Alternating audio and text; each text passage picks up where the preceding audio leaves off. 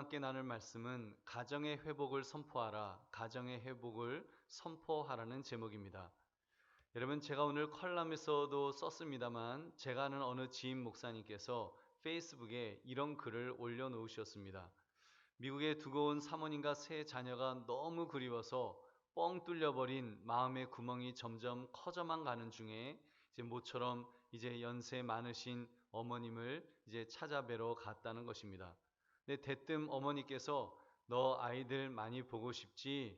이렇게 물으시더라는 것입니다. 그래서 그 목사님께서 어머니는 첫째, 둘째, 셋째를 외국에 보내놓고 어떻게 그 세월을 버티셨어요? 이렇게 여쭈었다는 것입니다. 그랬더니 그냥 견뎠지, 그냥 견뎠지 이렇게 대답하셨다는 거예요. 그 한마디에 그 목사님이 마음의 둑이 와르르 무너지면서 뒤돌아 누운 채 속 울음을 쏟아내셨다는 그런 사연을 올리신 것입니다. 목사님의 그 마지막 고백이 이런 것이었어요. 부끄럽지만 25년 미국 사는 동안 어머니가 저와 제 동생들을 얼마나 그리워하셨는지를 안다고 생각했습니다.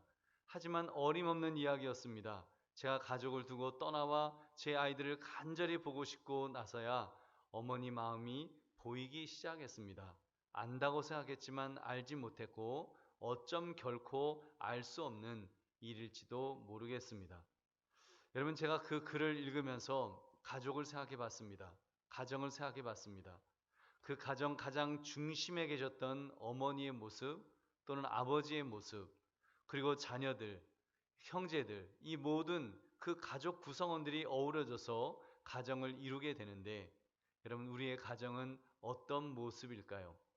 혹시 코로나로 인해서 우리의 가정이 바이러스에 오염되어서 기침을 하고 열이 나고 가장 중심부가 손상되어 있는 것은 아닐까요? 아니면 오히려 코로나로 인해서 가까워졌던, 많이 좋아졌던 가정들이 이제 코로나가 이제 이전 일상으로 돌아가자는 운동과 함께 다시 이전 냉랭했던 그런 가정으로 돌아가고 있는 것은 아닐까요? 여러분께서 가정의 회복을 선포하라 이 제목을 가지고 우리의 가정을 하나님의 잣대를 가지고 하나씩 하나씩 점검해 나가시는 이 시간 되시기를 주님의 이름으로 축원합니다. 여러분, 첫 번째로 좋은 남편의 모습으로 회복되어야 합니다. 이 말씀을 시작하면서 참고로 말씀을 드리면 어느 특정한 가정에 문제가 생겨서 이 말씀을 드리는 것이 아닙니다. 지금 5월이 가정의 달이니까 또 성경이 말씀하기 때문에 점검하자는 측면에서 이제 말씀을 드리겠습니다. 간혹 이렇게 좀 어떤 구체적인 그런 적용에 대해서 좀 불편하시더라도 여러분 용서하시면서 그렇게 또 하나님의 말씀을 하나님의 말씀으로 받았으면 좋겠습니다. 여러분, 첫 번째로 남편은 자기 침소를 더럽히지 말아야 합니다. 히브리서 13장 4절 우리 같이 읽겠습니다. 시작. 모든 사람은 결혼을 귀히 여기고 침소를 더럽히지 않게 하라. 음행하는 자들과 간음하는 자들을 하나님이 심판하시리라. 아멘. 모든 사람은, 곧 믿음의 사람들은 결혼을 귀히 여겨야 됩니다. 결혼을 귀히 여긴다는 것이 무슨 말일까요? 여러분, 결혼을 세상 사람들처럼 마음 맞으면 혼이 나고 또 마음이 안 맞으면 이렇게 그 갈라서는 그런 가벼운 만남으로 여겨서는 안 된다는 것입니다. 결혼은 소중한 것입니다. 그렇기 때문에 침소를 더럽히지 말아야 됩니다. 즉 부부 사이에 음행이나 간음의 죄가 들어와서 안 된다는 것입니다. 왜요? 그것이 하나님이 가장 미워하시는 것이기 때문에 하나님께서 심판하시겠다고 경고하시는 말씀이기 때문입니다. 어제 우리 교회 장로님과 함께 소속노예 목사님 따님의 결혼식장을 이제 가는 도중이었습니다. 어느 그 유명한 교회 목사님의 설교를 들으셨다면서 제게 이런 이야기를 해주셨습니다. 어느 젊은 그 여자 집사님이 교회에서 어느 남자 집사님하고 눈이 맞아서 불륜을 저지르는 중에 이제 그 목사님을 찾아오셔서 이제 상담을 요청했다는 것입니다. 왜 찾아오셨을까요? 여러분, 자기가 간음죄를 지었으니까 용서를 빌려고 갔던 것일까요? 아니었습니다. 어떻게 하면 현재 남편과 헤어지고 그 남자와 같이 살 수 있는지 상담을 청했다는 거예요. 그것도 담임 목사님에게요.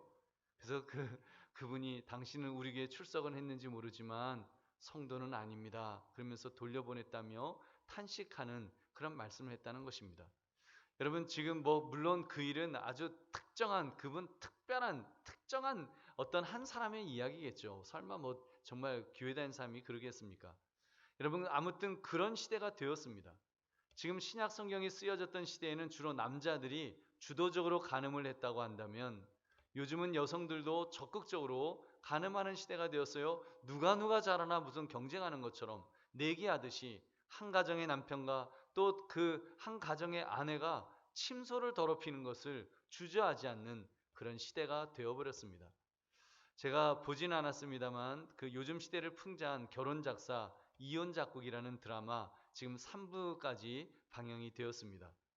그 어떤 내용이 나오는가 하면 그런 내용이라는 거예요. 그 남편이 바람을 피워서 상처를 입고 이제 헤어졌던 그런 이제 그 혼자 된 그런 아내들이 이제 시간이 좀 지나면서 더 젊고 잘생기고 능력 있고 더 멋진 그런 그 남자들을 만나서 결혼한다는 그런 내용이라는 것입니다. 일종의 권선징악처럼 악을 행했던 남편들이 후회하면서 괴로워하지만 이제 되돌릴 수 없는 현실에 안타까워하면서 제가 그 한 장면을 봤어요. 그 아내가 이제 결혼식장에 웨딩드레스 입고 결혼식장 들어가는 거 보면서 막 안타까워하는 그런 그 남편의 모습. 여러분 아무튼 요즘 시대를 풍자한 드라마라고 할 때 정말 이 시대가 얼마나 그렇게 정말 타락한 시대인지 얼마나 심각한 시대인지를 우리는 볼 수가 있습니다. 여러분 그런 점에서 우리 예수 믿는 사람들은 여러분 어떤 경우에도 침상을 더럽히지 마시기를 주님의 이름으로 축원합니다. 여러분 두 번째로 남편은 아내를 사랑해야 되며 절대로 괴롭혀서는 안 됩니다. 골로새 3장 19절 같이 읽겠습니다. 시작. 남편들아 아내를 사랑하며 괴롭게 하지 말라. 아멘. 남편들아 아내를 사랑하며 여러분 이 아내 사랑에 대해서는 제가 조금 후에 아가페적인 사랑에 대해서 말씀드리겠습니다. 여러분 아무튼 지금 그 아내를 사랑하며라면서 또 나오는 말씀이 그 괴롭게 하지 말라. 괴롭히지 말라는 말씀이 나옵니다. 여러분 괴롭게 하지 말라 이 뜻은요 모질게 대하지 말라는 거예요. 여러분 남편들이 간혹 과거에는 그랬죠. 아내에게 자기보다 육체적으로 좀 힘이 약하다는 이유로 업신여기는 경향이 있었습니다. 요즘은 그런 일이 없어졌습니다만 과거에는 하루 종일 집안일을 하느라 고생한 아내에게 직장 마치고 돌아온 남편이 유세를 부렸습니다. 남편은 밖에서 하루 종일 일하느라고 고생을 했는데 편안하게 집 구석에서 뭐 한 거야? 라면서 막 호통을 쳤습니다. 뭐 하긴 뭐 했어요. 하루 종일 밥하고 빨래하고 청소하고 애 키우고 하루 종일 고생했는데 상대방의 노동에 대해서 폄하했던 그런 시절도 있었습니다. 우리 사랑하는 성도들이요. 건강한 가정이 되면 그렇기 때문에 서로에 대한 어떤 존중이 있어야 됩니다. 아니 건강한 사회가 되려면 남성과 여성이 서로를 존중해야 합니다. 여러분 요즘은 젠더 갈등이다, 뭐 남녀 갈등이다 해서 이게 점점 심화되잖아요. 특히 여러분 20대 남녀들 얼마나 그 젠더 갈등이 지금 심하다는 이야기를 하고 있습니까? 여러분 왜 그렇게 했어요? 저는 그 첫 번째 책임은 젠더 갈등으로 이득을 보려는 일부 정치인들에게 책임이 있다고 봅니다. 그 어른들 잘못하는 겁니다. 그렇게 하면 안 됩니다. 그리고 또 하나는 더 중요한 이유인데 서로에 대한 존중이 없어졌기 때문이 아닐까요? 여성은 남성을 너무 잠재적 범죄자로 간주해버리고 또 남성은 여성을 너무 피해의식 속에 사로잡혀 있다면서 이해해 주려고 하지 않습니다. 그러면서 메갈리아, 한남충, 김치녀 등 혐오성 단어를 서로에게 내뱉는 그런 참 이 악순환이 지금 벌어지고 있습니다. 여러분 이런 젠더 갈등에 대해서 제동을 걸 수 있는 유일한 방법은 교회 안에 있는 줄 믿으시기 바랍니다. 여러분 하나님의 말씀 안에 있는 거예요. 말씀 안에서 정말 그 하나님의 말씀, 성경 말씀의 가르침을 통해서 우리가 그것을 극복해야 됩니다. 상대방을 괴롭게 해서는 안 됩니다. 함부로 폄하하거나 비난해서는 안 됩니다. 그러므로 여러분 남편은 아내를 사랑하며 괴롭히지 마시기를 주님의 이름으로 축원합니다. 세 번째, 남편은 아내를 귀히 여겨야 합니다. 우리 베드로전서 3장 7절 같이 읽겠습니다. 시작. 남편들아 이와 같이 지식을 따라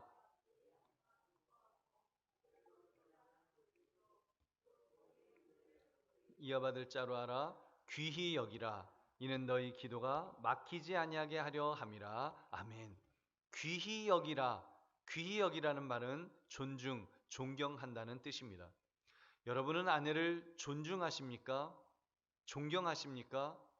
여러분 한번 가슴에 손을 얹고 내 자신에게 한번 물어보십시오. 나는 아내를 존경하고 있는가? 나는 내 아내를 존중하고 있는가? 여기서 네라는 대답이 나오는 분들은 부부간이 건강할 것입니다. 아니요라는 대답이 나온다면 꼭 기억하십시오. 지금 여러분의 아내는 마음으로 괴로워할지 모릅니다. 마음으로 피눈물을 흘리고 있을지도 모릅니다. 내가 이런 인간과 정말 끝까지 살아야 되나 갈등하고 있을지도 몰라요. 여러분 그래서 정말 내 자신을 돌아보시면서 내가 내 아내를 존경하고 있는지, 존경하는 마음으로 지금 대하고 있는지 자신을 돌아보시기를 주님의 이름으로 축원합니다. 여러분 우리 남편들이요 꼭 기억합시다. 내가 침소를 더럽히지 않았다고, 내가 돈 잘 벌어왔다고 할 일을 다 했노라고 생각하면 안 됩니다. 그것은 착각입니다. 할 일을 다 한 것이 아닙니다. 못한 거예요. 무슨 일을요? 베드로전서 3장 7절의 말씀, 아내를 귀히 여기라는 말씀을 지키지 못한 것입니다. 그것은 하나님 앞에서 죄를 지은 것이요 아내에게 아내를 업수히 여긴 것입니다. 우리 성경을 다시 읽어보겠습니다. 베드로전서 3장 7절 말씀 같이 읽겠습니다. 시작. 남편들아 이와 같이 지식을 따라 너희 아내와 동거하고 그를 더 연약한 그릇이요 또 생명의 은혜를 함께 이어받을 자로 알아 귀히 여기라. 이는 너희 기도가 막히지 아니하게 하려 함이라. 아멘.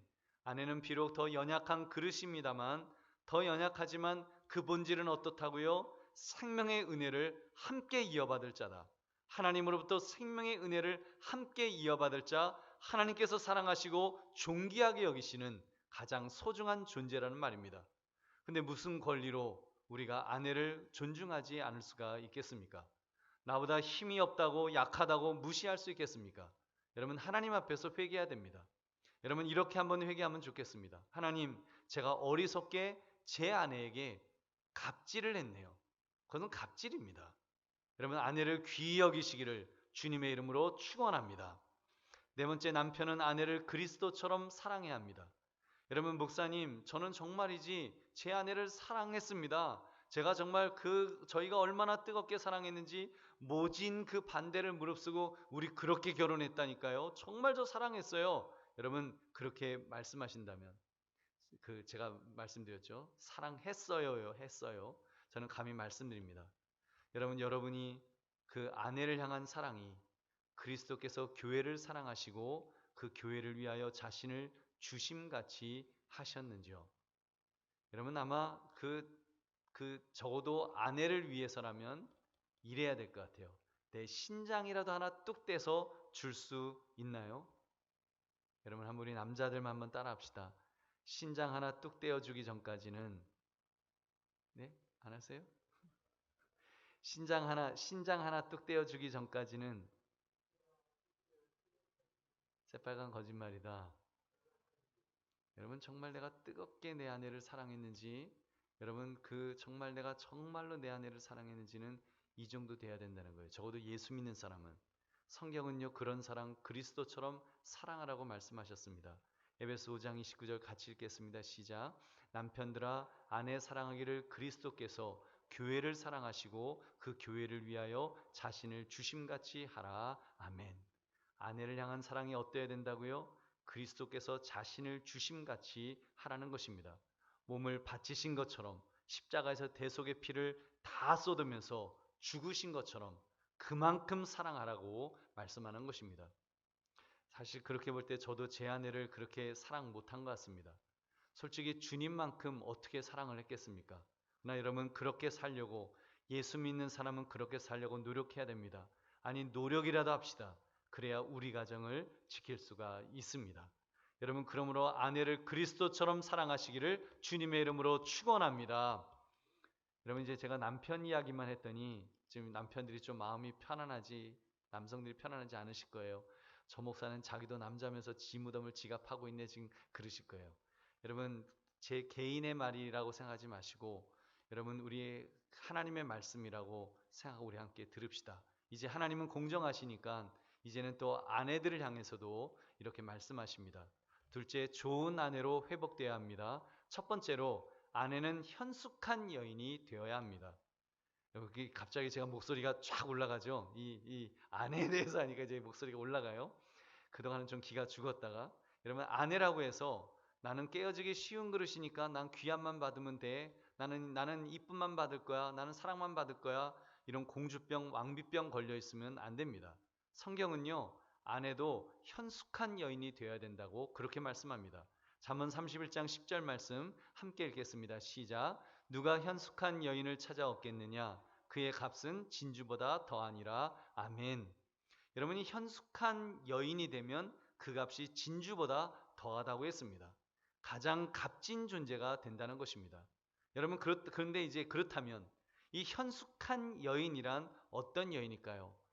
우리 보통 현숙하다 그러면 좀 이렇게 좀 요조숙녀 같이 얌전해 갖고 좀 이렇게 그런 현숙한 그렇게 생각하는데 이 히브리어에서 이 현숙한이라는 이 히브리어 단어는 남성 명사로 쓰일 때는요, 그 힘, 능력, 권세, 이런 의미를 가지고 있습니다. 남성 형용사로 쓰일 때, 근데 여성에게 사용될 때는 덕망 있는, 탁월한, 훌륭한, 선한, 이런 뜻을 그 뜻으로 사용됩니다. 그래서 다른 번역 성경을 보면은 이 현숙한 여인을 어진 아내로 번역되어 있고, 노블 캐릭터, virtuous wife, excellent wife, capable wife 이런 식으로 번역을 했어요. 그래서 저는 이 말씀을 묵상하면서 이렇게 말씀을 드리고 싶습니다. 한마디로 말해서 아내도 노력해야 된다는 거예요. 여러분 현숙한 여인이라는 것은 뭐 요조숙녀 같이 얌전하게 가만히 있는 거 그것을 말하는 것이 아니라 노력해야 된다는 거예요. 아내도 정말 내가 정말 좋은 아내가 되기 위해서 엑설런트한 그런 아내가 되기 위해서 케이퍼블한 그런 유능한 아내가 되기 위해서 또는 덕이 있는 아내가 되기 위해서 노력해야 된다는 거예요. 그냥 내 생긴 대로 성질 부리고 그렇게 사는 것이 아니라 그리고 아무것도 안 하고 그냥 있는 것이 아니라 정말 뭐 물론 하겠죠. 물론 열심히 애를 쓰실 것입니다. 근데 여러분 성경의 현숙한이라고 하는 단어는 굉장히 나름대로 많은 노력이 필요하다는 거예요. 정말 영적으로 깨어서 엑설런트한 그런 아내가 되기 위해서 애를 써야 된다는 것입니다. 그럴 때 가정을 지킬 수 있습니다. 여러분 꼭 기억하십시오. 지금 전업주부이시건 직장을 다니는 주부이시건 여러분 정말 내가 하나님 안에서 노력해야 되겠다. 더 나은 아내가 되기 위해서 더 좋은 아내가 되기 위해서 현숙한 여인은 그런 모습이라는 것을 내가 깨달았기 때문에 내가 노력해야 합니다. 여러분 그렇게 할 때 좋은 아내로 가정을 회복시킬 수 있게 될 줄로 믿습니다. 여러분 그러므로 현숙한 아내 되기를 결심하시기를 주님의 이름으로 축원합니다. 두 번째, 아내는 남편으로부터 칭찬을 들어야 합니다. 잠언 31장 28절 함께 읽겠습니다. 시작. 그의 자식들은 일어나 감사하며 그의 남편은 칭찬하기를. 아멘. 조금 전 이 현숙한 여인과 맥락이 맞닿아 있다고 보여집니다. 아내는 가족으로부터 칭찬을 들어야 됩니다. 현숙한 여인은 케이퍼블한, 엑설런트한, 정말 탁월한 그런 모습이기 때문에 그렇게 애를 쓰고 그렇게 준비하고 그렇게 노력하는데 어떻게 칭찬을 못 듣겠습니까? 자녀들이 엄마 감사해요 하면서 칭찬하는 거예요. 남편들이 여보 당신이 최고야 하면서 그렇게 칭찬을 하는 것입니다. 여러분 그렇게 칭찬 들을 수 있도록 그렇게 애쓰시기를 주님의 이름으로 축원합니다. 근데 여러분 여기에 덧붙여서 저는 가족들에게도 말씀드리고 싶습니다. 칭찬해 드리십시오. 오늘 마더스데이라고 오늘만 뭐 엄마 감사합니다. 그리고 여보 고마워요. 이러지 마시고 여러분 정말 평소에 칭찬을 많이 해야 합니다. 칭찬은 고래도 춤추게 한다는 그 말이 있죠. 여러분 모든 가족들이 칭찬해 드릴 때 엄마는 춤을 출 것입니다. 남편이 아내에게 칭찬해 줄 때 아내가 춤을 추게 될 줄 믿으시기 바랍니다. 여러분 그때 가정이 회복되는 것입니다. 여러분 그러므로 정말 칭찬이 많은 그런 가정 되시기를 주님의 이름으로 축원합니다. 세 번째, 아내는 남편에게 복종해야 합니다.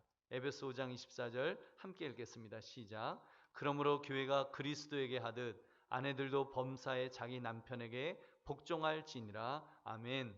남편에게 복종할지니라. 이제 올 것이 왔죠. 그동안 좋았는데 아니 무슨 말씀이냐 이 지금 좀 기분이 살짝 나빠지시는 분도 계실 거예요.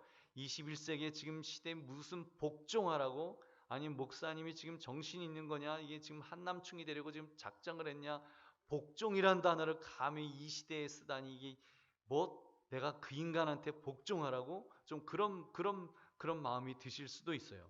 지금 양성평등 시대에 무슨 복종이냐. 근데 여러분 그 앞에 문장을 한번 잘 보시기 바랍니다. 보세요. 교회가 그리스도에게 하듯 아내들도 범사에 자기 남편에게 복종할지니라. 여러분 자 그렇다면 교회가 그리스도에게 복종할 때 여러분 그 노예처럼 복종을 하나요? 여러분 여러분이 예수님에게 난 예수님에게 복종할 거예요. 그럴 때 여러분 내가 노예가 돼서 머슴이 되어서 내가 주님 그렇게 내가 복종하겠습니다. 그렇게 하시나요? 아니면 주님 사랑해요. 주님 사랑해요. 이러면서 복종하십니까? 여러분 한번 생각해 보세요. 우리 정말 우리 주님 앞에 주님께 우리가 복종한다고 할 때 그 복종은 사랑이잖아요. 사랑의 표현이잖아요. 여러분 그렇다면 여러분 하나님이 말씀하시는 복종은 이 사랑을 말씀하시는 것임에 틀림없습니다. 범사에 복종할지니라. 다시 말하면 범사에 사랑할지니라 이렇게 해석할 수도 있을 것입니다. 무슨 일을 만나더라도 사랑하는 것입니다. 남편이 승진을 해도 사랑하고 복종하고 남편이 실직을 해도 사랑하고 복종하라. 여러분 아내가 그렇게 할 때 여러분 그 가정이 흔들리지 않고 우뚝 서게 될 것입니다. 그러면 우리 아내들이여 남편에게 복종하시기를 주님의 이름으로 축원합니다. 네 번째 아내는 남편을 존경해야 합니다. 에베소 5장 33절 함께 읽겠습니다. 시작. 그러나 너희도 각각 자기의 아내 사랑하기를 자신같이 하고 아내도 자기 남편을 존경하라. 아멘. 자기 남편을 존경하라는 것입니다. 존경이라는 이 단어를 보면 존경, 경외라는 뜻도 있지만 그 무서워한다는 뜻이 있어요. 무서워한다, 공포. 헬라어로 포베오라는 단어인데 여러분 그 공포증 그 영어로 포비아라 그러잖아요. 그래서 나 무슨 뭐 물에 포비아 있어. 물에 공포증 있어. 그럴 때 그 단어 여러분이 바로 이 헬라어 포베오에서 파생된 그런 단어입니다.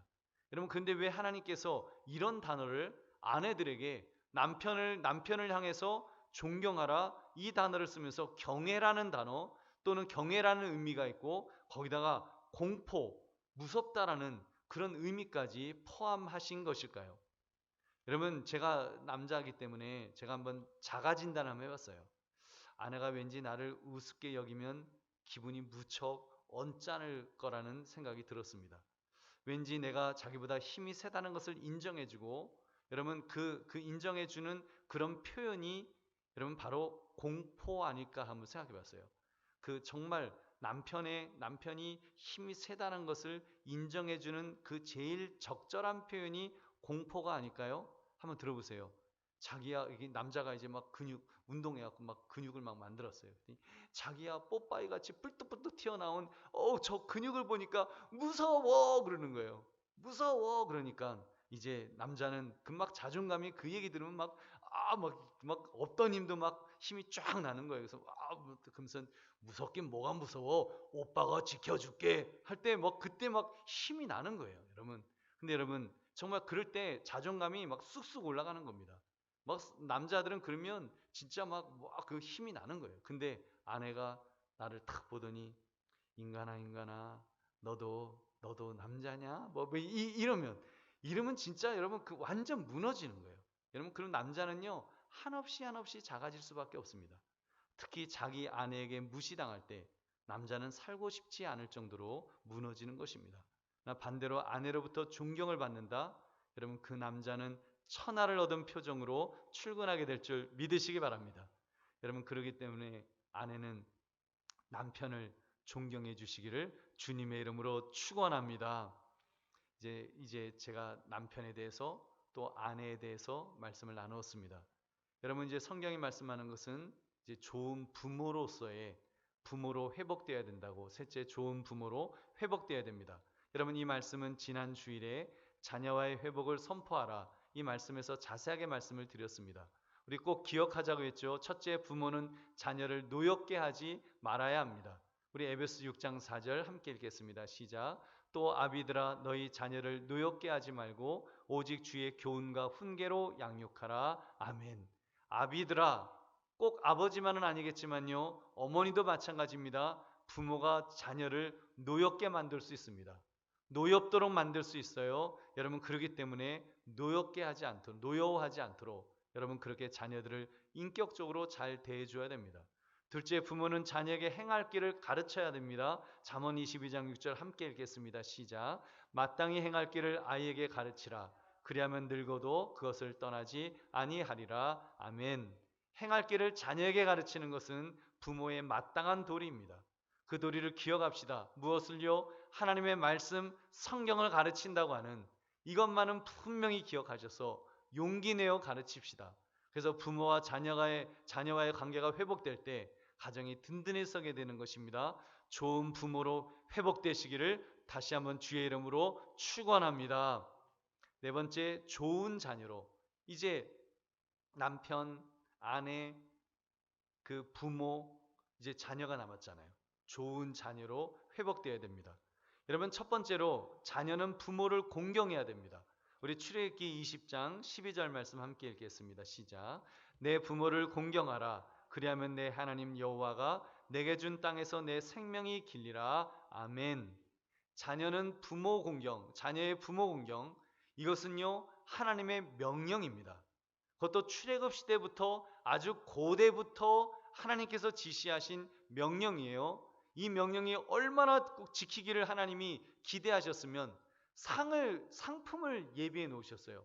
이따만한 상품을 예비해 놓고 상을 걸어 놓고 너희들 이 명령, 이 부모 공경 꼭 지켜 하고 가르치셨습니다. 내 부모를 공경하라. 그리하면 내게 준 땅에서 내 생명이 길리라. 여러분, 얼마나 그 상이 커요? 내게 준 땅에서. 여러분, 그 땅을 물려받았어요. 이 땅에서 복을 받은 거예요. 내 생명이 길리라. 그 복을 누릴 수 있는 장수의 복까지 주겠다고 말씀하시는 것입니다. 그래서 여러분, 다른 구절에서는 이 땅에서 잘되고 장수하는 복을 주리라. 이렇게는 말씀해요. 내 부모를 공경하라. 그러면 이 땅에서 잘되고 장수하는 복을 주리라. 형통의 복과 장수의 복을 함께 겸하여 주겠다.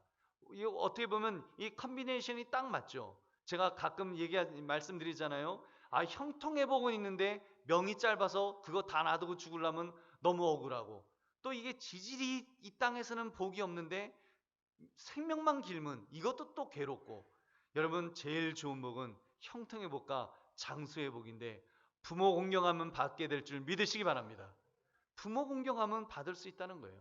그럼 이 부모 공경은 해야 되겠습니까? 안 해야 되겠습니까? 당연히 해야 되는 것입니다. 우리 자녀들이요, 부모들이요, 우리 이 하나님의 말씀을 들읍시다.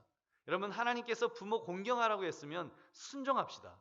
여러분, 요즘 사람들 너무 바빠서 못해요. 자녀들이 속썩이지 않고 자기들끼리 알콩달콩 잘 살아주는 것만 해도 그게 큰 효도예요. 그렇게 말들 하고 있습니다.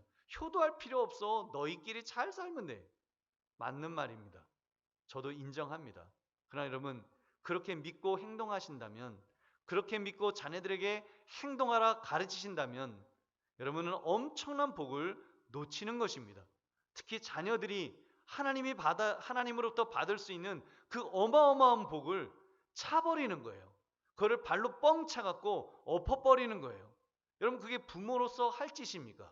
부모로서 해서는 안 된 일이죠. 여러분, 부모 공경 가르치시기를 주의 이름으로 축원합니다. 부모 공경 가르쳐야 됩니다.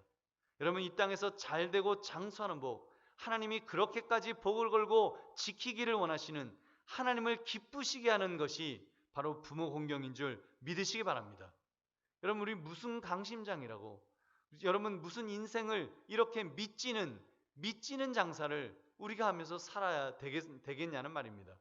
여러분, 그렇잖아요. 10배 남는, 만약에 어느 주식 사면 10배 남는데, 확실히 10배 남는데, 그러면 아마 정말 영혼까지 끌어갖고 그 주식 살려고 애쓰는 사람도 얼마나 많습니까? 여러분, 하나님께서 이 땅에서 잘되고 장수하는 복을 약속하셨는데, 여러분, 우리가 어떻게 이 복을 우리가 차버릴 수가 있겠습니까? 여러분, 엄청난 것을 붙잡아야 될 줄로 믿습니다. 한번 꼭 기억하십시다. 우리 한번 따라 하십시오. 우리 생존하신 부모님은 축복의 통로입니다. 여러분 이제 부모님만 따라하십시오. 부모님만. 이제 남자분들은 애비고 이제 여자분들은 어미예요. 그러니까 한번 얘들아 이 애비는 자 따라하세요. 시작. 얘들아 이 애비는 뭐 여자분들은 이 애미는이죠. 또 따라하시기 바랍니다. 너희의 봉이다. 축복의 통로다. 믿으시면 아멘 합시다. 여러분 정말 믿으시면 여러분 아멘 하시고 부모님이 생존해 계신다는 것은 하나님께서 약속하신 이 땅에서 잘되고 장수하는 축복의 통로를 열어 놓으셨다는 것입니다. 여러분 만약에 저는 저희 아버님이 젊었을 때 돌아가셨어요. 저는 그 문이 절반 닫혀버린 거예요. 여러분 그 부모님이 양부모님이 살아계신 분들은 복인 줄 믿으시기 바랍니다. 문이 양쪽으로 활짝 열려 있잖아요. 축복의 통로가 열려 있잖아요. 여러분 그것이 얼마나 큰 복입니까? 사실 여러분 부모님이 오랫동안 살아계신 거 우리 어르신들은 뭐 그런 생각도 하세요. 아 내가 너무 오래 살아서 뭐 그 아이들 볼 낯이 없다 뭐 그런 말씀하시는데 그런 생각 하지도 마십시오. 여러분 부모님이 오래 장수하시면 자녀도 장수할 줄 믿으시기 바랍니다. 이거는요 의학적인 사실이에요.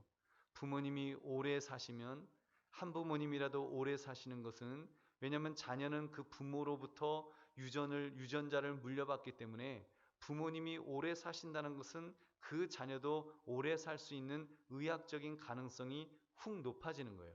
저는 저희 아버지가 평균을 왕창 깎아 먹으셨는데 저희 어머니가 지금 그 평균을 올리고 계십니다. 여러분 그 얼마나 복이에요. 그 복입니다. 여러분 정말 부모님이 오래 사시는 것. 그래서 축복의 통로로 그 하나님께서 예비해 놓으신 축복의 통로가 양 부모님이 다 돌아가시고 나면 쾅 하고 닫혀 버리는데 그때부터는 그 문을 열고 싶어도 열 수가 없는데 여러분 부모님이 살아계셔서 그래도 효도할 수 있는 것 여러분 축복인 줄 믿으시기 바랍니다. 그러므로 여러분 여러분의 축복의 여러분이 축복의 통로가 되시고 또 그렇게 효도하시기를 주님의 이름으로 축원합니다.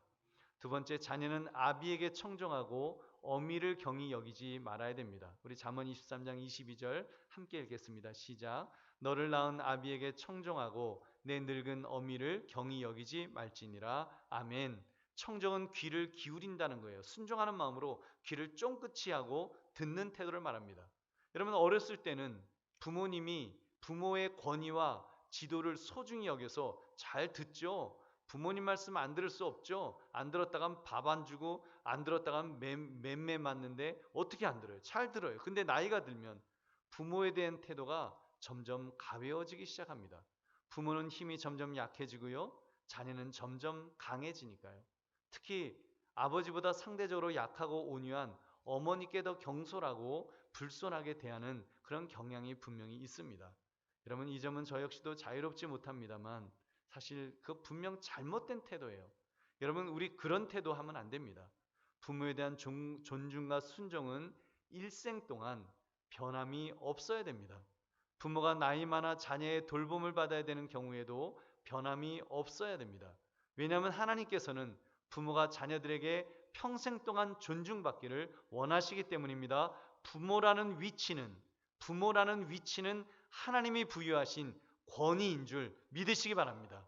부모라는 위치는 하나님이 부여하신 권위예요. 그렇기 때문에 어떤 경우에도 어떤 자녀도 무시할 수 없습니다.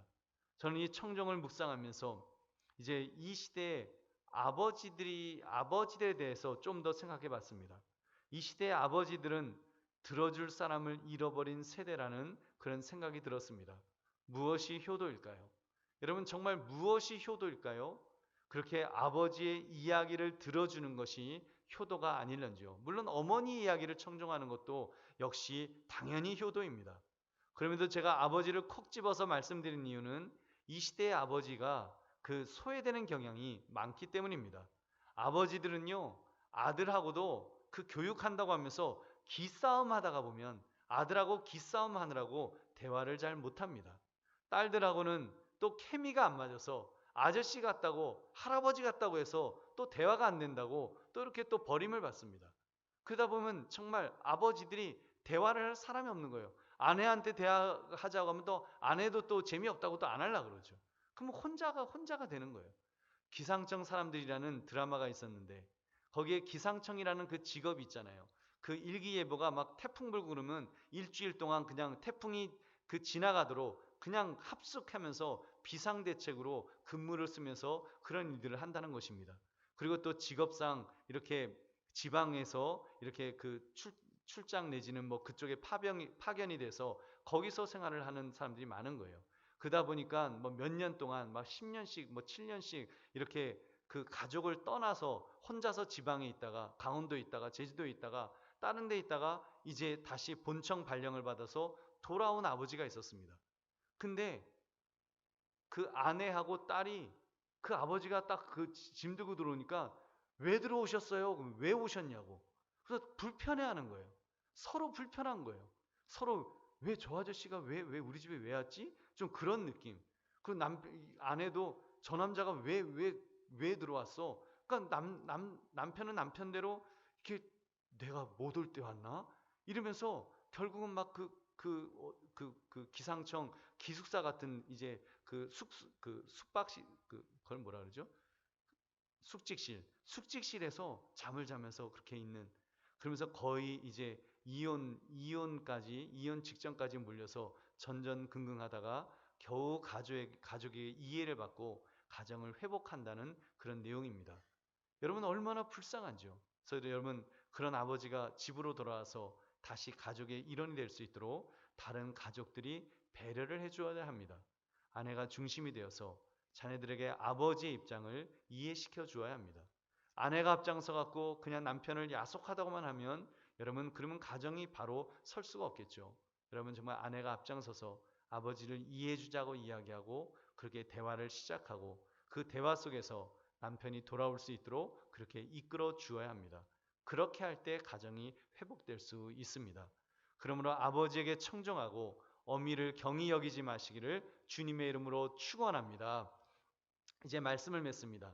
가정의 회복을 선포하라. 가정의 달 5월 가정의 회복을 선포합시다. 여러분 아버지로서 또는 어머니로서 남편으로서 아내로서 자녀로서 또는 형제로서 여러분 우리가 이 선포를 해야 됩니다. 회복을 선포합시다. 다시 회복하자고. 다시 더 든든하게 서자고. 여러분 코로나 때문에 그동안 흔들렸잖아요. 코로나 때문에 그동안 많이 어려웠잖아요. 근데 여러분 우리 이때 기억해야 될 것은 가정의 회복이 그냥 이루어지지 않습니다. 각자의 역할을 해야죠. 그리고 각자의 역할, 남편의 역할, 아내의 역할, 자녀의 역할, 부모의 역할, 뭐 형제의 역할, 그 역할을 하는데 내가 솔선수범을 해야 되는 거예요. 네가 변해야 돼. 네가 변해야 돼. 이러면은 해결이 될 수가 없어요. 내가 먼저 변하려고 하고 내가 먼저 이해해 주려고 하고 내가 먼저 기다려 주려고 하고 내가 먼저 기대하면서 그렇게 축복하면서 함께 할 때 여러분 가정이 바로 서게 될 것입니다. 여러분 그러므로 가정의 회복을 선포하라 이 제목처럼 5월 가정을 달을 맞이해서 특히 코로나 이후 다시 일상으로 돌아가려는 바로 이 시점에서 가정의 회복을 위해서 애쓰시는 저와 여러분 되시기를 주님의 이름으로 축원합니다.